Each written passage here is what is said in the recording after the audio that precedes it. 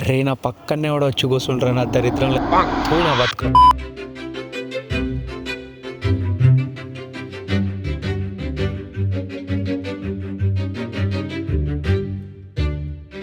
నేను data science వదిలేస్తున్నా.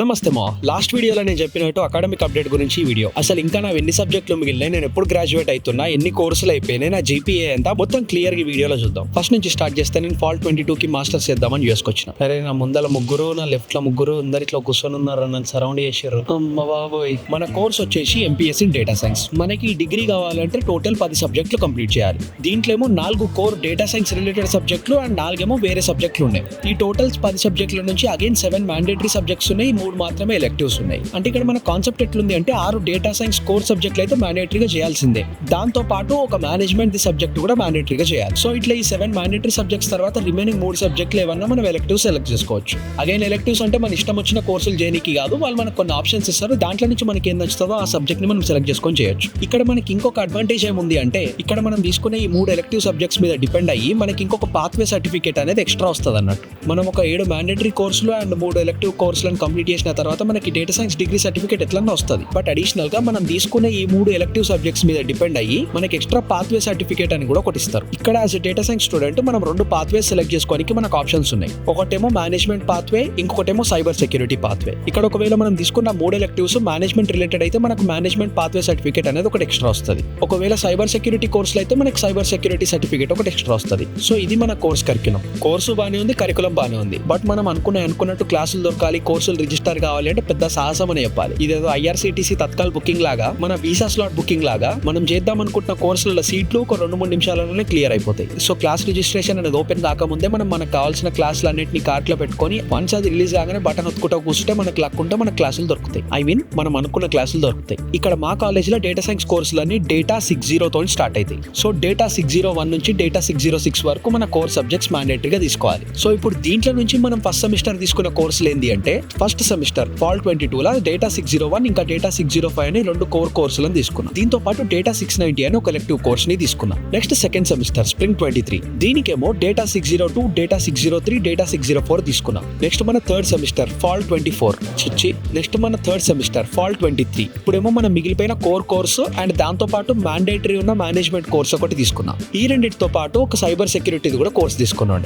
So fall 23 వరకు 9 సబ్జెక్టులు నాకు అయిపోయినాయి. సమ్మర్ లోనేమో నేను ఏం ఎక్స్ట్రా కోర్సులు చేయలేదు, మీకు తెలిసిందే, వెకేషన్ కోసం ఇండియాకి వచ్చిన. ఇప్పుడు ఇక స్ప్రింగ్ 24 మన లాస్ట్ సెమిస్టర్ ఒక సబ్జెక్ట్ మిగిలింది. ఇప్పుడు మనకి పాత్వే ప్రోగ్రామ్ చేయడానికి ఆప్షన్ లేదు, ఎందుకంటే మనకు పాత్వే సర్టిఫికేట్ కావాలి అంటే ఈధర్ 3 సైబర్ సెక్యూరిటీ కోర్సులన్నా చేయాలి, లేకపోతే 3 ఇంజనీరింగ్ మేనేజ్మెంట్ కోర్సులన్నా చేయాలి. బట్ మనం ఇక్కడ నుంచి ఒకటి అక్కడ నుంచి ఒకటి చేసినాం కాబట్టి ఇప్పుడు అట్లా ఆప్షన్ లేదు. సో ఇక డేటా సైన్స్ దే ఒక ఎలెక్టివ్ కోర్సులో ఎన్రోల్ అయినా. సో ఇది నేను తీసుకున్న కోర్సులు, నేను రిజిస్టర్ అయిన సబ్జెక్టులు.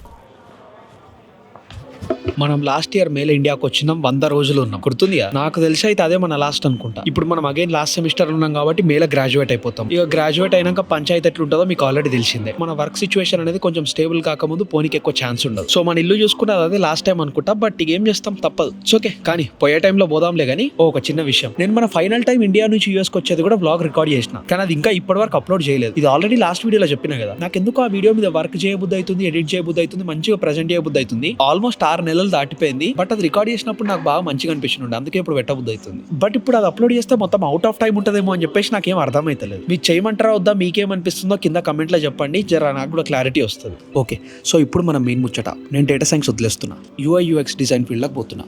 ఫస్ట్ మన చరిత్ర గురించి మాట్లాడితే 2021లో నా బ్యాచిలర్స్ అయిపోగానే నాకు ఇన్ఫోసిస్లో జాబ్ వచ్చింది. ట్రైనింగ్ గీనింగ్ అనే ఏంలో లేకుండా నా లక్కలో డైరెక్ట్ నాకు ఒక బిగ్ డేటా ప్రాజెక్ట్ అసైన్ అయింది. టోటల్ 10 మంది టీంలో with in very short span and top 3లో ఒక క్రిటికల్ రిసోర్స్ అయిపోయినా. ఒక 5-6 నెలలలోనే నాకు క్లయింట్ లెవెల్లో ప్రమోషన్ కూడా వచ్చేసింది. అఫ్ కోర్స్ జీతం అయితే పెరగలేదు. మెల్లమెల్లగా గ్రౌండ్ లెవెల్ టీం అంతా ఒకరొకరు టీంల నుంచి వెళ్ళిపోయారు. నేను ఇంకొకడు, మేమిద్దరం మొత్తం ప్రాజెక్ట్ ని మేనేజ్ చేస్తుండే. అంతా ఓకే, బానే ఉంది, కానీ నేను దాన్ని ఎక్కువ ఎంజాయ్ చేయలేకపోయినా. అంటే నాకున్న స్పెసిఫిక్ సెట్ ఆఫ్ స్కిల్స్ కి నాకు ఇది ఎక్కువ క్రియేటివ్ అనిపించలేదు. అంటే చాలా విషయాలు తెలిసినాయి, చాలా నేర్చుకున్న, అంతా ఓకే, కానీ నా క్రియేటివ్ స్కిల్స్ కి నేను ఎక్కువ యూజ్ చేస్తున్నట్టు నాకు అనిపించలేదు. అంటే కోడింగ్ క్రియేటివ్ కాదు, అది ఇది అని కాదు, నాకు విజువల్ గా క్రియేటివిటీ చూపించడం అంటే బాగా ఇష్టం. అంటే నేను ఒక 8-10 ఏళ్ల నుంచి ఎడిటింగ్లు, డిజైనింగ్లు ఇవే చేసుకుంటా కూర్చున్నా కదా. సో ఓవర్ ద పీరియడ్ ఈ స్కిల్స్ మీద నా ఇంట్రెస్ట్ అనేది బాగా ఎక్కువ అయిపోయింది. బట్ ఈ స్కిల్స్ ని నేను నా డేటా సైన్స్ జాబ్ లో వాడతలేకుండే. ఇప్పుడు ఇక్కడ నాకేమో ఈ స్కిల్స్ ని జస్ట్ ఒక హాబీ లాగానే ఉంచాలని లేదు. మనం బ్యాచిలర్స్ ఐటీలో చేసినాం, తర్వాత బిగ్ డేటా ఇంజనీర్ లాగా జాబ్ చేసినాం. సో మొత్తం సింక్ ఉంటుంది అని చెప్పేసి ఇప్పుడు కూడా డేటా సైన్స్ తీసుకొని డేటా సైన్స్ చేస్తున్నా, ఓకే, అంత బాగానే ఉంది. అకాడమిక్స్ కూడా అంతా బాగానే మేనేజ్ చేస్తున్నా. ఇప్పుడు మన జీపీఏ కూడా ఇక్కడ 4కి 3.44 ఉంది, అంతా ఓకే బాగానే ఉంది. బట్ ఇప్పుడైతే నాకు ఇది జస్ట్ ఒక హాబీ లాగానే కాకుండా UI/UX ఫీల్డ్కి పోయి నాకు నా ప్రొఫెషనల్ కెరియర్ని బిల్డ్ చేసుకోవాలని ఉంది. ఇక్కడ ఇంకో చిన్న క్యాచ్ ఏంది అంటే నాకు తెలియకుండానే నేను నా UI/UX కెరియర్ని ఎప్పుడో స్టార్ట్ చేసేసిన. ఎట్లా అని మీరు అడగొచ్చు. సో బేసిక్గా 2020లో నేను ఒక 2 స్టార్ట్అప్లు పెట్టినుండే. ఒకటేమో కామర్స్ కంపెనీ, ఇంకొకటేమో లాజిస్టిక్స్ కంపెనీ. రెండు ఓకే బాగానే పనిచేసినాం, అంత బాగానే ఉంది. బట్ యూఎస్కి రాకముందే అది మొత్తం ఆపేసిన ఉండే. ఇక్కడ ఈ స్టార్ట్అప్ కాబట్టి ఆబ్వియస్ గా నేను ఒక్కనే డిజైనర్ ఉండే. మొత్తం UI/UX, product designer, graphic designer, మీరు ఏదైనా అనొచ్చు. డిజైన్ గురించి ఏది మాట్లాడినా A to Z మొత్తం నేనే చూసుకున్నాండే. సో అట్లా ఒక కామర్స్ సైట్ మొత్తం చేసి దాన్ని లైవ్ చేసి దాని నుంచి సేల్స్ కూడా తెచ్చుకోగలిగినాం. సో ఇట్లా నేను రియలైజ్ కాకుండానే UI/UX కెరియర్ ఎప్పుడో స్టార్ట్ చేసేసిన. బట్ ఫండమెంటల్స్ అయితే ఆబ్వియస్ గా తెలియదు కదా. సో దానికోసం రీసెంట్ గా గూగుల్ది UX ప్రొఫెషనల్ సర్టిఫికేషన్ ఒకటి కంప్లీట్ చేసిన. నెక్స్ట్ నా ప్రాజెక్ట్లన్నిటి మీద ఒక పోర్ట్ఫోలియో కూడా రెడీ చేసుకున్నా. ఇప్పుడు మన జాబ్ హంట్ కోసం కంప్లీట్లీ రెడీ. ఇప్పుడైతే ఇక నేను ఫిక్స్ అయిపోయినా డిజైన్ ఫీల్డ్కే పోవాలి. ఇక ఏదో కానీతి అని చెప్పేసి ఇట్లనేగా నేను నార్మల్గా నాకు నచ్చకపోయినా వేరే జాబ్ ఏదైనా చేస్తూ ఉంటే నేను ఇంకా రిగ్రెట్ అయ్యకుండా కూర్చోవాల్సి వస్తుంది. అయినో ఇది చాలా పెద్ద రిస్కే, బట్ రిస్క్ లేనిదే రస్క్ లేదు. సో ఎనీవేస్ కష్టపడదాం, సెట్ చేద్దాం. అండ్ యా అంతే మరి, బాయ్.